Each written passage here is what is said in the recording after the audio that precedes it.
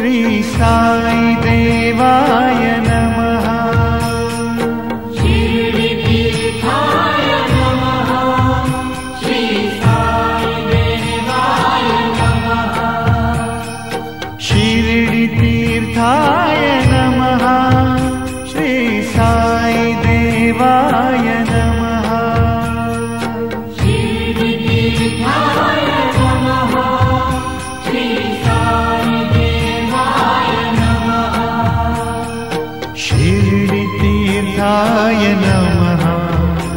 श्री साई देवाय नमः।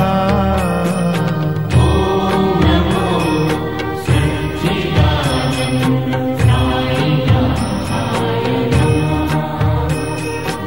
ओम नमो सच्चिदानंद साईनाथाय नमः।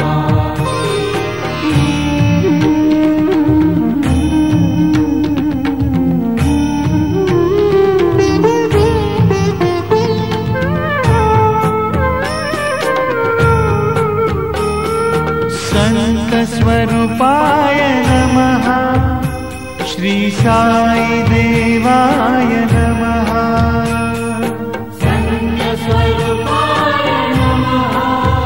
श्री साई देवाय नमः। संत स्वरूपाय नमः। श्री साई देवाय नमः। संत स्वरूपाय नमः।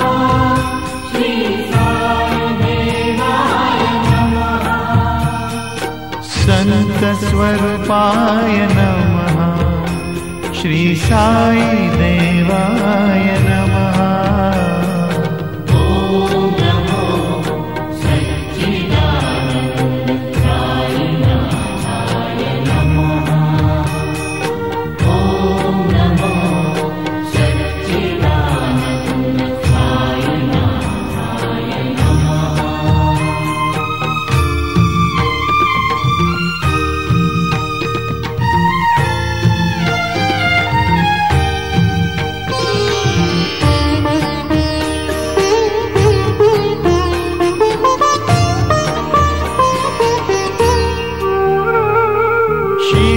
शिरडीनाथाय नमः।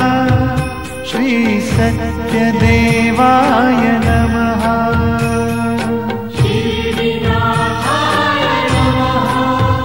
श्री सत्यदेवाय नमः। शिरडीनाथाय नमः।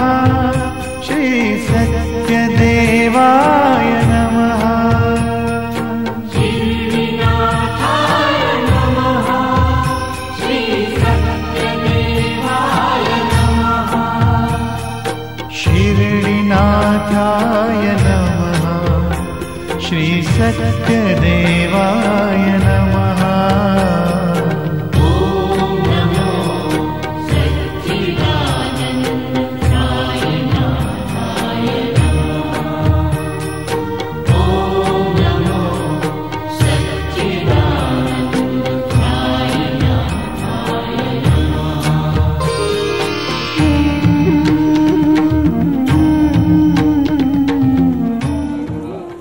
వారిని నిలిపెట్టుకోలేని విధంగా ఈ మొత్తం భక్తులందరూ కూడా బాబా గారిని వదలడం చాలా బాధతో బాధతో శిష్య బృందం అంతా కూడా చేసిన కార్యక్రమం అట్లా జరిగిన తర్వాత 2 గంటల తర్వాత వెళ్ళిపోయారు. తర్వాత 60 రోజులు ఏ శిష్యులకి కనపడకుండా డబ్బులు పెట్టి ఆహారం వంటకు వెళ్ళేది బాబా గారు. అట్లాంటి ఆంక్షలు బాబా గారు పెట్టారు. భిక్షాటన చేసి తినమని చేశారు. వారు ఎక్కడికి పంపిస్తే అక్కడికి వెళ్ళాలి. దేశం అంతా కూడా వివిధ ప్రాంతాల్లో ఉన్న ప్రాంతాల నుంచి కూడా పర్యటించకూడదు. ఆ సందర్భంగా ఇది 44వ ఘట్టం వచ్చేసరికి ఎంతమంది భక్తులు మరి చూస్తున్నారు కదా మీరు, ఎంత ప్రశాంతంగా పొద్దున్నుంచి ఈ భక్తులంతా చేసే కార్యక్రమం చూసుకుంటే వారు చేసిన శ్రమ ఒక దీక్షతో వారు చేసిన ఆరాధ్య దైవమైన సాయిబాబా గారి యొక్క అనుంగ శిష్యులుగా ఎంతో సాధన చేశారు. మొట్టమొదటిగా వారు అభిషేకాలు చేసేవారు. అభిషేకాల తర్వాత జ్యోతులు వెలిగించడం జరిగింది. ఆ జ్యోతులు దాదాపుగా మొట్టమొదట చాలా డిలేగా జరిగాయి. తర్వాత ఒక 4 నెలలు 5 నెలలు అయిన తర్వాత దాదాపుగా 1080 జ్యోతులు వెలిగించడం జరిగింది. ఆ కార్యక్రమం కూడా 1080 అంటే ఒక్కొక్క 100కి 108 నామాలతో 108 జరిగిన సందర్భం చూసుకుంటే మొత్తం 10 మహారాజుకి శిరస్సు వంచి పాదాభివందనం చేస్తున్నాం. అట్లాగే ఆత్మ బంధువులైనటువంటి మీ అందరికీ కూడా నేను శిరస్సు వంచి నమస్కరిస్తున్నాను. ముఖ్యంగా మరి చాలా అద్భుతమైనటువంటి శక్తి శ్రీ సాయి. దాని గురించి మనం వర్ణించడం అనేది మన వల్ల అయ్యేటువంటి పని కాదు. ఎందుకని ఆయన ఏదో చిన్న గోనిగొడ్డు మీద అక్కడ కూర్చొని ఉన్నటువంటి వ్యక్తి. ఇవాళ మీరు చూసినట్టయితే వెంకటేశ్వర స్వామి తర్వాత ఇవాళ భారతదేశం మొత్తంలోనే ఇవాళ 2వ ప్లేస్లో ఉన్నది ఇవాళ షిరిడి సాయి ఆలయం. ఏం చెప్పండి ఆయన, వెంకటేశ్వర స్వామి అంటే ముందు నుంచి ఒక భగవత్ అవతారంగా ఉన్నాడు. మరి సాయినాథుడు ఏదో ఫకీరుగా పాడి పట్టుకునేటువంటి మసీదులో గోనిగొడ్డ మీద కూర్చున్నటువంటి వ్యక్తి. మరి వాళ్ళు ఏమిటి చెప్పండి, అతిథి అసలు ఇదేమిటిది? మరి ఆయన ఉండగా ఆయన ఒక్కడే చేశాడు. ఏ పని చేసినా ఆయన శక్తి ఎవరి మీద చూపించినా ఆయన ఒక్కడే చేశాడు. కానీ ఇవాళ ఆయన చేసేది ఏంటంటే ఇట్లాంటి ఆత్మశుద్ధి కలిగినటువంటి మనుషుల్ని ఎన్నుకున్నాడు ఆయన. రామరతన్జీ గారు లాంటి మహామనుషులను ఎన్నుకుని ఎంతో మందిని ఎన్నుకుని వాళ్ళ ద్వారా ఇవాళ ఆ సాయి యొక్క శక్తిని ఇవాళ సమాజానికి విస్తృతంగా అందిస్తూ ఉన్నాడు సాయి. అది ఇవాళ ఆయన చేస్తున్నటువంటి పని. ఇవాళ గురువు గారికి త్రోవ ఇవ్వాల్సిందిగా కోరుచున్నాం. వాళ్ళని ఎంతో మంది మహానుభావుల యొక్క శక్తిని బాబా గురువు గారికి అందిస్తూ ఉన్నారు. ఎక్కడికి వెళ్తే అక్కడ బాబాకు మా బాబాయే మాట చెప్తూ ఉంటారు గురువు గారికి, నువ్వు ఫలానా చోటుకి వెళ్ళి అక్కడ సమాధి దగ్గర నువ్వు ధ్యానం చేయి. మరి వాళ్ళు ఒకసారి వచ్చినటువంటి పవర్ కాదు అది. ఎంతో మంది మహానుభావుల దగ్గరికి ఆయన పంపించారు బాబా. ఆ శక్తి అంతా కూడా బాబాలో నిబిడీకృతం అవుతుంది, మన గురువు గారిలో నిబిడీకృతం అవుతూ ఉన్నది. అది ఇవాళ మనం తెలుసుకోవాల్సినటువంటి విషయం. కాబట్టి ఆ ఎవరో శ్యామ వారంతా మన సాయినాథుడితో ఆడుకున్నారు లేకపోతే మాట్లాడారు అని ఎవరు బాధపడాల్సిన పని లేదు. ఇవాళ మనకి గురువు గారు రామరతన్జీ గారు ఉన్నారు. ఆయనతో పాటు మనం అంతా కలిసి ప్రయాణం చేస్తున్నాం.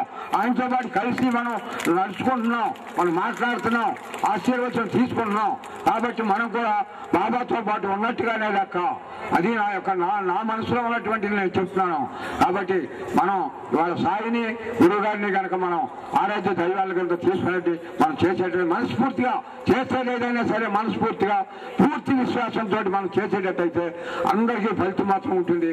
కాబట్టి ఆత్మ బంధువులందరికీ కూడా ఆ సాయినాథుడు గురువు గారి యొక్క ఆశీర్వచనాలందరూ పూర్తిగా అంది మీ అందరూ కూడా సుఖశాంతులతో వర్ధిల్లాలని నేను ఆ సాయినాథుని ప్రార్థిస్తూ నేను సెలవు తీసుకుంటున్నాను. సాయిరామ్. జై సాయినాథ్ మహారాజ్కి. కార్తీక పౌర్ణమి రోజు డాక్టర్ గారి ఇంట్లో ప్రారంభమై సంవత్సరం తిరగకుండానే మా నిజాంపేట రోడ్లో 12 అఖండ జ్యోతులు ఇప్పటికి అయిపోయినాయండి. ఇంకా 5 అఖండ జ్యోతులు ఇంకా వెలగబోతున్నాయి. అంటే జ్ఞానజ్యోతి కార్తీక పౌర్ణమి రోజు వెలిగింది. మేమందరం ఇప్పుడు మేము పిలిచిన అందువల్ల ఎందరు రాలేదండి. ఈ అఖండ దీపం వెలిగించడం వల్ల సచ్చరిత్ర పారాయణ అంటే ఏంటో అందరికీ తెలుసు. నిజాంపేటలో సగం మంది పైగా మాకు అందరికీ తెలిసింది. ఒక నోటికి పారాయణ చేయడం అంటే ఒక్కొక్కళ్ళు పరుగులు తీసి 7 చదవాల్సింది 7 చదివే చోట 21 మంది, ఇంకా ఎక్కువ మంది కానీ ఒక్కసారి కూడా తగ్గట్లేదండి. దానివల్ల ఏంటంటే బాబాగారు దైవంగానే అందరికీ తెలుసు, కానీ అసలు ఆయన తత్వం ఏంటో అసలు సచ్చరిత్ర పారాయణ ఏంటో అందరికీ తెలియదు. ఎంతో కొంతమంది మాత్రమే తెలుసు. కానీ ఈ రామరతన్జీ గురూజీ వల్ల అసలు బాబాగారి తత్వము ఆయన చేసినవి ఏంటి మనం తెలుసుకోవాల్సిన సచ్చరిత్ర పారాయణ అంటే ఏంటో తెలిసిందండి. ఇంత మంచి అవకాశం మా అందరికీ ఇచ్చినందుకు రామరతన్జీ గురూజీకి ఎంతో కృతజ్ఞత తెలుపుకుంటున్నా అండి. ఇంత అవకాశం ఇచ్చినందుకు డాక్టర్ గారికి థ్యాంక్స్ అండి. థ్యాంక్స్ అమ్మా రమేల గారు. ఒక చిన్న ఎగ్జాంపుల్ అండి, రాత్రే జరిగింది. ఎంత హార్డ్ వర్కర్ అంటే day and night 24 hours 3 days నుంచి నిద్ర లేకుండా నిద్రాహారాలు మానేసి అందరూ వర్క్ చేస్తే ఈ యజ్ఞశాల ఈ కార్యక్రమాలు నిర్వహించేయండి. అందుట్లో ఎగ్జాంపుల్ మాధవి గారండి, జయభారత్ నగర్లో ఉంటారు. నిన్న విపరీతమైన బాడీ పెయిన్స్, నిన్న సాయంత్రం కదమ్మా 6 చలి వణుకు నొప్పులు వచ్చింది. నా కాడికి వచ్చిన డాక్టర్ గారు ఏంటని, అమ్మా ఇప్పుడు నేనేమి చేయలేను, నేను డాక్టర్ని కాదు, ఇప్పుడు యాక్టర్ని, యజ్ఞశాల యాక్టర్ని, కాబట్టి నేనేం చేయలేను, నువ్వు కావాలంటే డాక్టర్ మన రామరత్నజీ గారు మన గురువు గారు, కాబట్టి మన గురువు గారి దగ్గరికి వెళ్ళు, డాక్టర్ దగ్గరికి వద్దమ్మా, కావాలంటే నువ్వు ట్యాబ్లెట్ తెచ్చేసుకో అని చెప్పాను. సరే గురువు గారి దగ్గరికి వెళ్ళిపోయారు. గురువు గారు ఇట్లా చేయి పెట్టారండి, మ్యాటర్ ఆఫ్ సెకండ్స్లో నొప్పులు పోయింది, జ్వరం పోయింది, అన్నీ పోయింది. మీరు నమ్మరు. It is the miracle of yesterday night. ఇంతకన్నా మీకు ఏమైనా కావాలన్నా చెప్పండి గురువు గారిని నమ్మటానికి. ఈ రోడ్లో సంవత్సరంలో 12 మంది జ్యోతులు పెట్టుకున్నారు. ఒక్కో జ్యోతి దగ్గర రోజుకి ఒక వారం 30, 40, 50 మంది చదివేవాళ్ళు ఆ విధంగా చదువుతున్నారు. ఇప్పుడు ఆల్రెడీ ఇంకా 3 జ్యోతులు పెట్టున్నారండి. మీరు ఎవరైనా దర్శించుకోవాలంటే దర్శించుకోవచ్చు. మీకు ఆ అడ్రస్లు కూడా చెప్తాం తర్వాత, టైం లేనందువల్ల. నిజాంపేటలో ఉంది, ఇక్కడ ఈశ్వర విలాస రోడ్లో ఉంది, జయభారత్ నగర్ 3 చోట్ల నడుస్తుందండి. ఇంకా 10 మంది పెట్టుకోవడానికి సిద్ధంగా ఉన్నారు. కారణం ఏంటంటే వాళ్ళ అనుభవాలు, వాళ్ళ కష్టాలు, దుఃఖాలు అన్నీ మన గురువు గారు పోగొడుతున్నారు. గురువు గారిని మనం వెళ్ళి దర్శించుకుంటేనే మన సమస్యలు తగ్గుతునేది లేదండి. ఇక్కడ విశేషం అనమాట అది మన రామరత్నజీ గురువు గారిది. అందరూ ఏంటంటే గురువు గారి దగ్గరికి వెళ్ళి బ్లెస్సింగ్స్ ఇస్తేనే తగ్గుతాయని మీరు అనుకోవద్దు. ఎవరింట్లో జ్యోతి పెడతారో ఆ ఇంట్లో గురువు గారు, బాబా గారు ఉండట్లే అని చెప్తారు. దానికి అక్కడికి వెళ్ళి ఎన్నో నిదర్శనాలు. గురువు గారు లేకుండా ఆ జ్యోతి దగ్గరికి వెళ్ళి ఒక 3 సంకల్పం చెప్పుకొని 3 సార్లు నూనె వేసి దండం పెట్టుకుని చాలండి. ఎంతోమంది కష్టాలు పోయినాయి, నష్టాలు పోయినాయి, ఉద్యోగాలు వచ్చినాయి, ఎన్నో.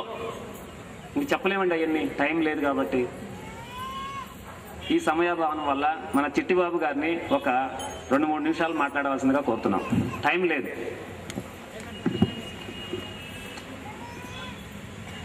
జై సాయిరామ్. నాకు ఒక 1 month ముందర నుంచే నాకు రతన్జీ బాబా గారు చూసా ఫస్ట్ టైం. డాక్టర్ గారు ఇంటి దగ్గర ఉన్నారంటే మేము పరుగును వెళ్ళాం. ఒక రూములో ఉన్నారు. ఆ రూములోకి ఎంటర్ అవ్వగానే నాకు మాత్రం నేను సాయిబాబాను చూసా. నా ప్రమాణం చెప్తున్నా, రతన్జీ బాబా గారిలా ఉన్నట్టే ఏంటి, నాకు బాబా గారిలా ఉన్నారో, మంచం మీద అలా కూర్చున్నట్టు అనిపించింది. ఆయన పరిచయం, ఆ నిమిషం ఎంత గొప్పదో నిజంగా ఇప్పుడు టైం ఇవ్వలేదు కనుక చెప్పలేను, మీ అందరికి కూడా తెలుస్తుంది. ఈ కాంపౌండ్లో ఇక్కడ నిన్న ఇవాళ ఇక్కడకు వచ్చిన వాళ్ళు ప్రతి వాళ్ళు నిజంగా అదృష్టవంతులకి నేను చెప్పగలను. మీకు నిదర్శనం ఒక 11 రోజుల్లో తెలుస్తుంది. ఇదేమిటంటే ఈ స్థలం గొప్పది, మీరందరూ అదృష్టవంతులు, మేము అదృష్టవంతులు. ఆయన మనకి మామూలు మనిషిలా కనబడుతున్నారు. ఆయనలో నచ్చింది నాకు గుణం ఒకటే. ఎంతో మంది యోగులు ఉంటారు, ఎంతో మంది సాధువులు ఉంటారు, నేను దేవుణ్ణి అంటారు. కానీ మన రతన్జీ బాబా మాత్రం నేను దేవుణ్ణి ఈ నెలల్లో ఎన్నోసార్లు కలిసి ఎప్పుడు వాళ్ళే నేను ఇలాగే బాబా భక్తుని అంటారు. కానీ కల్పించిన దేవుడు ఎవరంటే మన రతన్జీ బాబాయే. ఆయన నిదానంబరత్వం, అసలు షోకులు కానీ ఇంకోటి కానీ ఏమీ లేదు. ఆయన్ని నేను అడిగా, మేము ఇక్కడ బాబా గుడి కడుతున్నాం, మీరు రావాలి అంటే, నాకు 29వ తారీఖు ఒక ప్రతిష్ఠ ఉంది, అయితే మీరే పెట్టండి మొత్తం, మీరు మాత్రం రావాలంటే 5వ తారీఖు మొత్తం పెట్టారు. ఇక్కడ మీ నిజాంపేటలో ఎంతమంది బాబా భక్తులు ఉన్నారో ఇప్పుడు అర్థమైపోయింది. అక్కడ మేము గుడి కట్టడం, ఇక్కడ అహోరాత్రం జరగడం, అది అయ్యాక బాబా అక్కడికి వస్తున్నాడు. మీరందరూ నిజంగా సాయి భక్తులు అని ఇప్పుడు అర్థమవుతుంది. ఆయన అన్నాను, నేను లతతోటి చెప్పా, లత మన గుడి ఓపెనింగ్ మాత్రం మన బాబా గారిని కాషాయంలో చూడాలని నాకు కోరుకుంటే ఖచ్చితంగా కాషాయం డ్రెస్ వేసుకుందాం అనుకున్నా. మొన్న నైవేశార్యం రమ్మమంటే మేము రాలేంత దూరం అన్నాం. నువ్వెవరు, ఇక్కడ గుడి పనులు ఉన్నాయి బాబా అంటే, నేను చూసుకుంటాను రా అన్నారు. మేము వెళ్తే లేదండి, ఫస్ట్ ఆ నైవేశార్యంలో మా రతన్జీ బాబా గారిని, మన రతన్జీ బాబా గారిని కాషాయంలో చూసా. నిన్న కాక మొన్న మా బియ్యంకుడు వస్తే ఆయనకి కంటి జబ్బుకుంది, ఆయన కళ్ళు సరిగ్గా కనపట్టలేదు బాబా అంటే కళ్ళలో తీయమన్నారు. ఆ కంటి మీద వేలుతోటి ఇలా రాశారు. ఆయన మళ్ళీ బయటకు వచ్చేట్టున్నారు. ఇలా రాయగానే నాకు ఏదో పవరు లోపలికి వెళ్ళినట్టు అనిపించింది. నాకు కొంచెం విజన్ క్లియర్గా ఉందన్నారు. ఇంతకంటే నిదర్శనాలు లేవు. అందుకనే ప్రపంచంలో అన్ని దేశాల్లో కూడా మన భారతదేశం గొప్పది, మన నేల గొప్పది. ఎందుకంటే ఇలాంటి మహానుభావులు మన దేశంలో పుట్టారు కనుక. అందుకనే మీరందరికీ నేను వేడుకుంటున్నా, ఒక్కసారి మీరు ఎప్పుడైనా సరే ఇవాళ ఛాలెంజ్ చేసి చెప్తున్నా, మీకే కష్టం వచ్చినా బాబా రతన్జీ బాబా అనుకోండి. మీ కష్టం తీరకపోతే నన్ను అడగండి. ఔషధం ఎంతకంటే మించిన ఔషధం లేదనిపిస్తుంది. ఇంత మంచి ఇంకా ఎవరినో చెప్పచ్చు, రోజులు చెప్పచ్చు, సంవత్సరాలు చెప్పుకోవచ్చు ఈ అనుభవాలు. ఆయనతో నాకు ఉన్న అనుభవాలు ఇంకా మీతో చెప్పాలంటే టైం లేదు. అందుకోసం ఈ అవకాశం ఇచ్చిన డాక్టర్ గారికి, ఈ కమిటీ సభ్యులందరికీ